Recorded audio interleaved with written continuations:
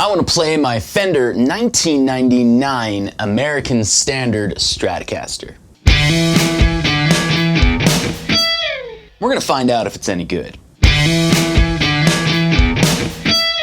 This video isn't like other videos out there, you know, where they talk for like 7.5 minutes and then only play the guitar for 1.5 minutes maybe. We're going to be playing this quite a bit, but I'll try and save the yammering until later in the video. We're also going to do 2 quick comparisons with 2 other Strats. And as always, the signal chain is listed in the description down below, and there's also chapter markers, so if you want to skip around and check out the different sound samples, you can do that. But enough talking, let's get after it.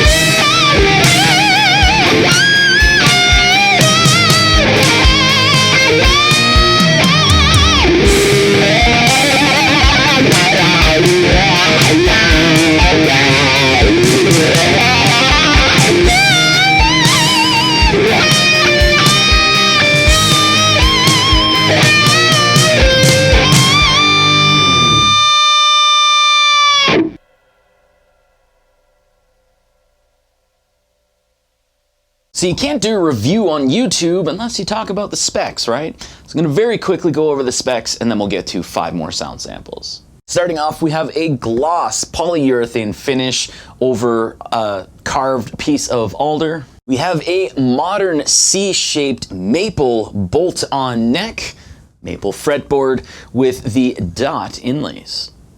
On the front of the headstock, you'll see the silk-screened Fender Stratocaster logo. On the rear of the headstock, you're going to see the Fender non-locking sealed die-cast tuners. Also, we have 6 non-staggered poles for the tuners. That means we have 2 string trees. As far as potentiometers, we have a master volume for all 3 pickups. We also have 2 TBX potentiometers for the tones. Basically what they are, it's the treble bass expander. It's basically 2 stacked potentiometers where one of them works from 0 to 5 and the other one from 5 to 10 to give a boost in the treble and the bass rather than your typical what you would normally see, which is just like a treble bleed circuit. We also have our 5-way blade switch, and that controls the American Standard pickups. As far as our bridge, we have the 2-point tremolo system with the stainless steel block staddles. That's enough about the specs. Here's 5 more sound samples.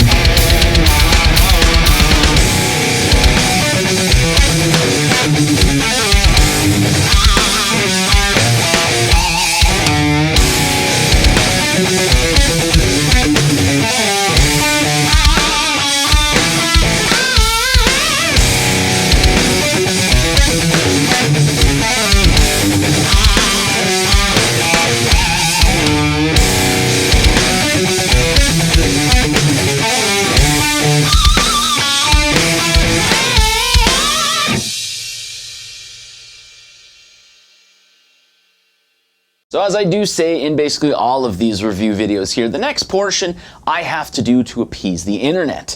It is beneficial to do it, but it's basically the reason I do it is it's to prevent tears from making their way into comments. So we're going to be playing this clean in all 5 pickup positions.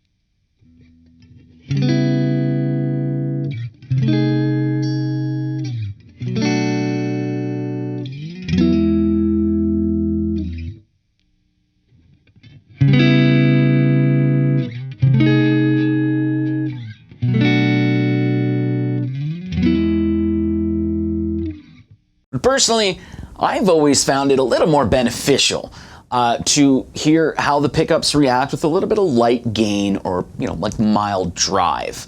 So here's that.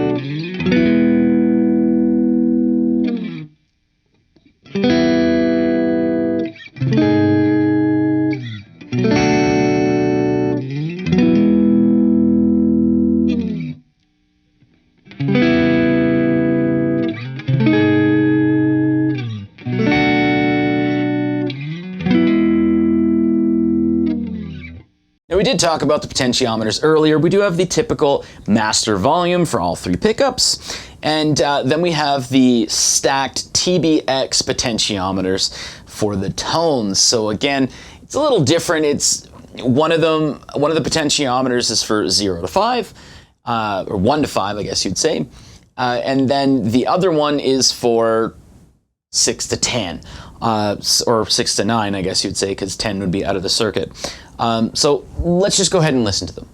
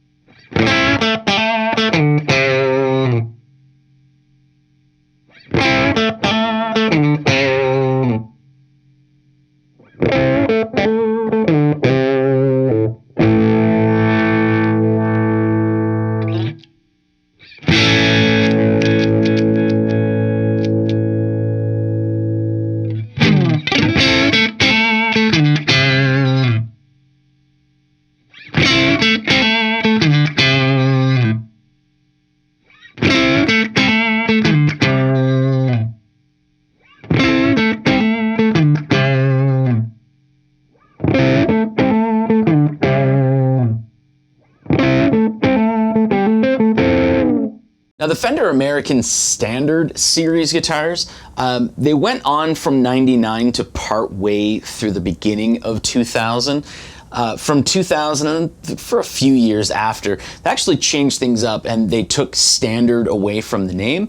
So that's why, you know, if you look at like some mid 2000s and a few beyond, you'll actually see that it's just called the American Series Stratocaster. Now, one of the differences here is we now have staggered tuners. So that means we only have one string tree. If you believe that you have an American Series Stratocaster that has two string trees, it usually means that you don't know how to read the serial number on your Stratocaster. Sorry, but here's all 5 pickup positions for both of these guitars. They're basically the same pickups as well, but just keep in mind that we're looking at an ash body rather than an alder body, and rosewood versus maple.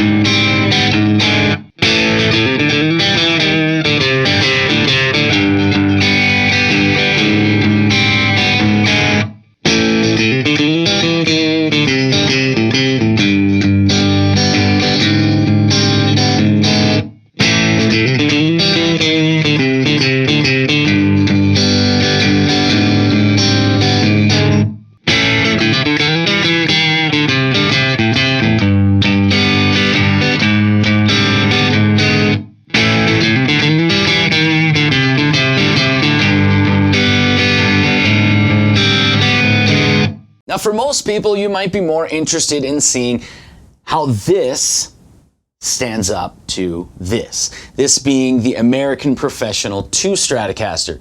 Again, keeping in mind that this is a rosewood fretboard rather than a maple fretboard. But you're probably seeing this on the used market and you're a little curious how it holds up to the newer ones. There's definitely a highly different feel to it. There's a little more presence that you feel, so you don't feel a lot more of the low end. So it's a little more balanced here. Whereas the American Professional 2s, I just find that you're gonna feel a little more resonance than you do with the older Stratocasters. It's hard to not use the word dull, although dull is not the right way to describe it. Just if you're plucking the strings here, especially the lower strings on the American Standard, and then plucking the strings on the American Professional 2, you're going to feel a little more resonance, so you're going to feel a little more low end that could translate into dullness on the American Professional 2. That's not a bad thing, but it just means that you're definitely going to feel a difference from playing this to this. So here is, again, keep in mind, this is a rosewood fretboard, this is a maple fretboard, but here is a comparison for all 5 pickup positions.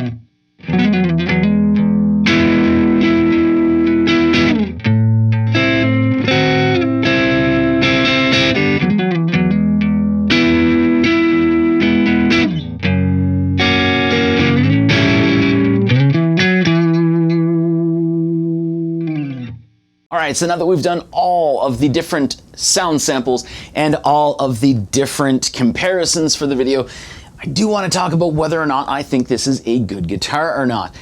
And surprise, surprise, this is a fantastic guitar. Like I say, for most of the guitars that I do reviews on. I just really love guitars, and as long as I can find some benefit in playing them, that's usually where my opinion will lie.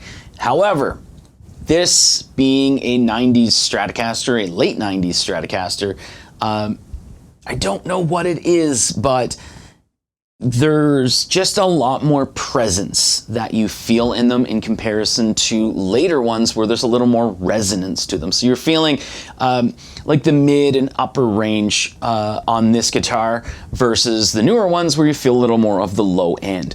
I kind of, best way I can feel it or explain it, rather than using the word dull, it just seems to me as though you're feeling a little more of the body on this, like the wood, rather than the newer ones where it just sort of can come across like you're feeling more of the tremolo system rather than the wood in the guitar. It's probably the wrong way to say it, but that's really how it comes across when I'm playing my different Stratocasters. But apart from the fact that this, you feel a little more presence here, a lot more presence when you're playing, it is a highly comfortable guitar to play. I don't know what it is. Just the two 90s Stratocasters that I have, there's just, it's a little more pleasing to play leads with them. And it's just very comfortable to do that. And also, when you're playing rhythm, it's just super comfortable. A lot of that, again, boils down to being able to feel a lot more presence in the playing, like on my body and my hands, rather than feeling a lot more of the resonance. And then, like, I'm a Les Paul player who owns just as many Stratocasters, I think, now as I do Les Pauls. But to me, the best Les Pauls are the ones that don't have weight relief, because you don't feel as much resonance in the body and in your hands when you're playing. You feel a lot more like presence and stuff like that. It feels like it's a lot more solid guitar. And that's just something that I feel when I'm playing the 90s Stratocasters. And as well, with these being, they're like not custom shop pickups or anything like that. They're just the American standard pickups, but they're just very solid. There's one thing that I can say about a lot of like the custom shop pickups and stuff like that, or just like one-off pickups and stuff. Oftentimes you kind of favor one of the pickups over the other, and it's very easy on Strats to find that the neck pickup sounds better than the rest. But the neck pickup here is just a solid neck pickup. The middle pickup is solid and the bridge is solid. So it's not like I'm picking up this guitar here and saying like, well, I'm only playing it because the neck sounds good. If I need a different bridge sound, I'll have to get a different Strat to get one that I like. It just, especially like when you're playing like high gain and stuff like that, just like my 93-94 40th anniversary Strat, this one here, if you bring the tone potentiometer on the bridge to 5, that's just a really good starting point, and quite often it'll stay at 5 or 6 for high gain stuff, and you'll kind of lose that ice pick sound, and it'll just give you a really well-rounded high gain sound. And the block saddles here, I don't know, I always go back and forth on which I prefer, the block saddles or the bent saddles, but the block saddles just seem like, I don't know, they're a little more solid than the bent saddles. And it just seems like maybe that's where the translation is, where it feels like you're not getting as much of the tremolo system. I know that makes no sense. Part of the tremolo system makes it feel like it's less of the tremolo system. But that's just something that I do find with those two 90s Stratocasters, they do have in common. The only thing I do find with the block saddles is over time, when you're hitting the the low E string, every now and then it does come across like it's almost like it's hitting a harmonic or something like that when you're hitting an open E. So that is something to take a look into. You can always replace the block saddles. There are a whole bunch of, you can get the Fender ones, you can get a whole bunch of specialty ones as well. So, you know, something to keep in mind. All right, so that is all I do have to say about this guitar here. It is an excellent guitar. I'm very, very fortunate to own this and very happy that I do. And it is the second favorite of my daughter that I own. So she really likes the sparkly color here, with this being, I think it's like ocean mist. I think that's what this color is. Who knows? I'm partially colorblind as well, so good luck with me in color correcting it. But yeah, it's something that holds that distinction of being my daughter's second favorite guitar that I own. Thanks for watching.